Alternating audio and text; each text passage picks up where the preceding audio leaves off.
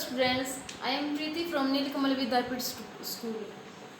Students हम chapter second में क्या कर रहे थे, micro organism friends and Foy की जो माइक्रो ऑर्गेनिज्म होते हैं वो हमारे लिए हार्मफुल भी होते हैं और बेनिफिशियल भी होते हैं।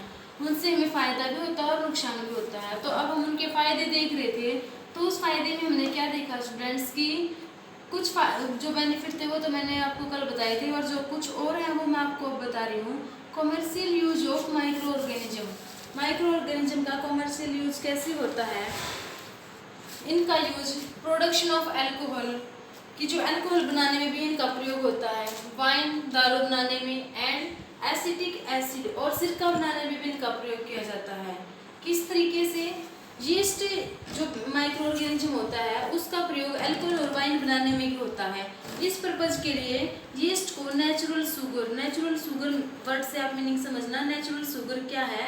कुछ ऐसे खाद्य पदार्थ होते हैं स्टूडेंट्स जिनमें नेचुरल तौर पर शुगर प्रेजेंट होता है, जैसे बाजरा, गेहूँ, चावल, गन्ना, ये नेचुरल शुगर है। इन सब को क्या किया जाता है? इन सब को सड़ाया जाता है। इन सब को सड़ाने से क्या होता है कि अल्कोहल और वाइन यीस्ट की हेल्प से हम अल्कोहल और वाइन बना सकते हैं। इसके लिए मैं आपको एक छोटी सी एक्टिविटी बताती हूँ, आप ट्राई करके जरूर देखना कि बर्तन में आप 75 किसी भी बर्तन में उसके साइज के अकॉर्डिंग आप उसमें 75% वाटर ले लेना और 2 या 3 चम्मच उसमें चीनी ऐड करना और हाफ चम्मच उसमें यीस्ट पाउडर, और फिर उसको गर्म जगह पर 4 या 5 घंटे के लिए छोड़ देना। उससे 4 या 5 घंटे के बाद जब आप देखोगे तो उसमें दारू जैसी स्मेल आएगी। ठीक है फ्रेंड्स, तो इस तरह से वाइन की प्रोडक्शन की जाती है और जो माइक्रो ऑर्गेनिज्म है वो इन सब में सहायक होते हैं। अब मैं आपको एक टर्म बताऊंगी, वो क्या है? फर्मेंटेशन। जो अभी मैंने एक्टिविटी बताई थी उसी के ऊपर बेस्ड है ये। Fermentation the process of conversion of sugar into alcohol. जो शुगर का कन्वर्जन किस में हो जाता है? अल्कोहल में। शुगर किस में कन्वर्ट हो जाती है? अल्कोहल में। इसी प्रोसेस को हम क्या कहते हैं? फर्मेंटेशन। लुईस पेस्चर था जो उसने सबसे पहले 1857 में फर्मेंटेशन की डिस्कवरी की थी।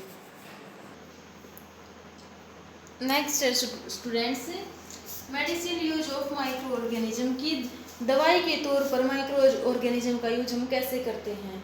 जब भी स्टूडेंट्स आप बीमार होते हो तो डॉक्टर आपको एंटीबायोटिक टैबलेट देता है या फिर कैप्सूल देता है या फिर क्या करता है? इंजेक्शन देता है। आप जानते हैं ये दवाई कहाँ से आई है? ये जो छोटे छोटे माइक्रो ऑर्गेनिज्म होते हैं जो ब्रेड, पेस्ट्रीज, केक बनाने में यूज होते हैं, उन्हीं का यूज हम दवाई बनाने में करते हैं।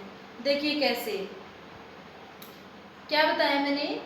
जो ये माइक्रो ऑर्गेनिज्म ब्रेड, पेस्ट्री और केक बनाने में यूज होते हैं उन्हीं का यूज दवाई बनाने में किया जाता है। जो बीमारी पैदा करने वाले कुछ माइक्रो ऑर्गेनिज्म ऐसे होते हैं जिनसे बीमारी पैदा होती है और कुछ ऐसे होते हैं उन्हीं माइक्रो ऑर्गेनिज्म का यूज हम कहाँ करते हैं? दवाई बनाने में। अब जो माइक्रो ऑर्गेनिज्म बीमारी पैदा करते हैं, ये दवाई या तो उन्हें मार देती हैं या फिर उन माइक्रो ऑर्गेनिज्म को रोक देती हैं। इन दवाइयों को हम क्या कहते हैं? एंटीबायोटिक्स। क्या बताया मैंने? द मेडिसिन किल और stop the growth of disease causing micro organism. Micro organism की वजह से जो बीमारियां हो रही हैं वो दवाइयाँ उनको क्या करेंगी? या तो उन माइक्रो ऑर्गेनिज्म को मार देंगी बिल्कुल, या फिर उनको स्टॉप कर देंगे, उनकी ग्रोथ को कम कर देंगे, उनका विकास नहीं होने देंगी। कौन? दवाइयाँ। उन्हीं को हम क्या कहते हैं? एंटीबायोटिक्स। क्या है? एंटीबायोटिक्स। कुछ कॉमनली जो यूज होती हैं एंटीबायोटिक्स, उनके नाम क्या क्या हैं? स्ट्रेप्टोमाइसिन, टेट्रासाइक्लिन और इरिथ्रोमाइसिन। ये सब कॉमनली यूज होने वाले एंटीबायोटिक्स हैं। In 1929, Alexander Fleming was working on the culture of disease-causing bacteria. क्या किया था स्टूडेंट्स?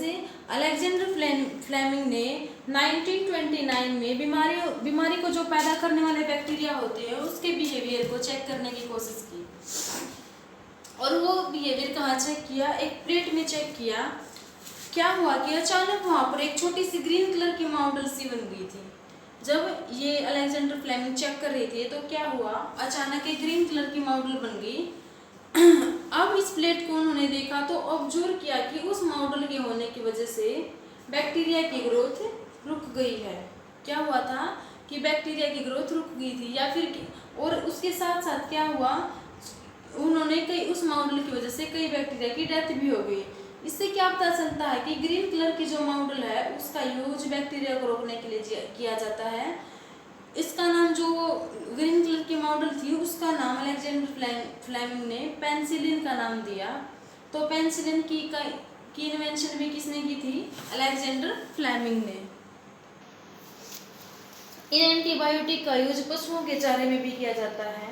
उनको चारे में मिलाकर कुछ एंटीबायोटिक ऐसी दी जाती हैं ताकि माइक्रोबियल इन्फेक्शन ना पहुँचे, ताकि पशुओं को माइक्रोबियल इन्फेक्शन ना पहुँचे। और कहाँ यूज होता है स्टूडेंट्स इनका? पेड़ पौधे जब सूखने लगते हैं तभी एंटीबायोटिक का यूज किया जाता है ताकि उनकी ग्रोथ अच्छे से हो सके। अब मैं आपको एक बहुत इंपॉर्टेंट बात बताऊंगी जो सबके लिए यूजफुल है। हमें कभी भी एंटीबायोटिक का यूज बिना क्वालिफाइड डॉक्टर की सलाह के बिना कभी यूज नहीं करना चाहिए। हमेशा क्वालिफाइड डॉक्टर की सलाह लेकर उनका यूज करना चाहिए, और जितने दिन वो डॉक्टर हमें एंटीबायोटिक का यूज करने के लिए कहे उतना हमें अपना कंप्लीट कोर्स करना चाहिए। और कई बार यदि ऐसा हो जाता है कि अगर आप बिना ज़रूरत के एंटीबायोटिक का यूज कर लेते हो स्टूडेंट्स, उससे हमें हार्मफुल इफेक्ट होता है। मीन्स क्या हो जाएगा कि कभी भी भविष्य में अगर आपको इनकी नीड होती है, कभी ज़रूरत पड़ती है आपकी बॉडी को, तो ये अगर आप बिना वजन को लेते रहे और फिर आगे जाके भविष्य में आपको इनकी ज़रूरत पड़ी तो क्या होगा, ये आपको वहाँ पर उस टाइम पे इनका असर नहीं होगा, असर होना बंद हो जाएगा। नेक्स्ट टॉपिक है स्टूडेंट्स वैक्सीन। वैक्सीन क्या होते हैं? वैक्सीन होती है टीकाकरण। क्या आपने कभी सोचा है कि नवजात शिशुओं को टीकाकरण क्यों करवाया जाता है? अगर कोई बीमारी पैदा करने वाले माइक्रोब्स अगर हमारे शरीर में एंटर करते हैं तो खुद ब खुद हमारे शरीर में एंटीबॉडी प्रोड्यूस होने लगती है। क्या स्टूडेंट्स, हमारे शरीर में इतनी एनर्जी होती है, इतनी एंटीबॉडी होती है, एंटीबॉडी खुद प्रोड्यूस करने लगता है हमारा शरीर। कब? जब हमें बीमारी करने वाले जो माइक्रोब्स होते हैं जब हमारे शरीर के अंदर एंटर करते हैं तब। When a disease carrying microbes enter our body the body produce antibodies. तो क्या है एंटीबॉडीज? हमारे शरीर में बीमारियों से लड़ने की क्षमता एंटीबॉडी कहलाती है। अगर स्टूडेंट्स कोई कमजोर या फिर डेड माइक्रो ऑर्गेनिज्म हमारे स्वस्थ शरीर में एंटर कर जाता है, कब? क्या?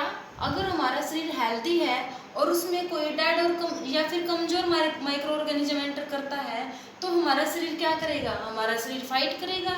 किससे? उन माइक्रो ऑर्गेनिज्म से। और क्या करेगा? उन्हें मार देगा। किस वजह से? By producing antibody. Antibody produce करके उनको किल कर देगा। इसलिए स्टूडेंट्स कहा जाता है कि खाया पिया करो, हेल्दी रहा करो ताकि आप बीमारियों से बचे रहें। ये जो एंटीबॉडीज होती हैं क्या करती हैं? हमेशा हमारे शरीर के अंदर रहती हैं और हम बीमारी पैदा करने वाले माइक्रो ऑर्गेनिज्म से बचे रहते हैं। और यही तरीका है कि वैक्सीन काम कर जाता है। वैक्सीन क्या होता है? टीकाकरण। जिसमें क्या एनर्जी होती है?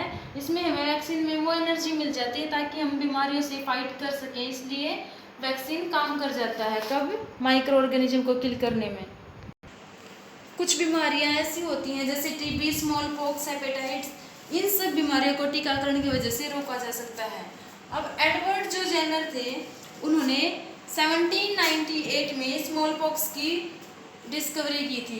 क्या है? एडवर्ड जेनर ने 1798 में स्मॉल पॉक्स की डिस्कवरी की थी। स्मॉल पॉक्स की वैक्सीन की डिस्कवरी की थी। इसके टीकाकरण की खोज निकाली थी।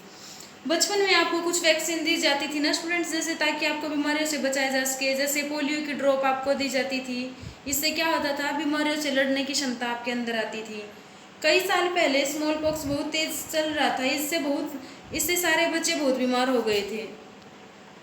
फिर क्या हुआ था? इसके लिए दुनिया भर में कैंपेन चलाया गया था और कई देशों में तो इसका इतना असर हुआ था कि स्मॉल पॉक्स वहाँ से बिल्कुल ही खत्म हो चुका था। आज के दिनों में जो माइक्रो ऑर्गेनिज्म है उनका यूज हम बहुत बड़े स्तर पर वैक्सीन बनाने के लिए करते हैं। जो माइक्रो ऑर्गेनिज्म से ही हमें बीमारियां होती है और उन्हीं का यूज हम वैक्सीन बनाने में करते हैं ताकि इंसानों और एनिमल्स को बीमारियों से बचाया जा सके।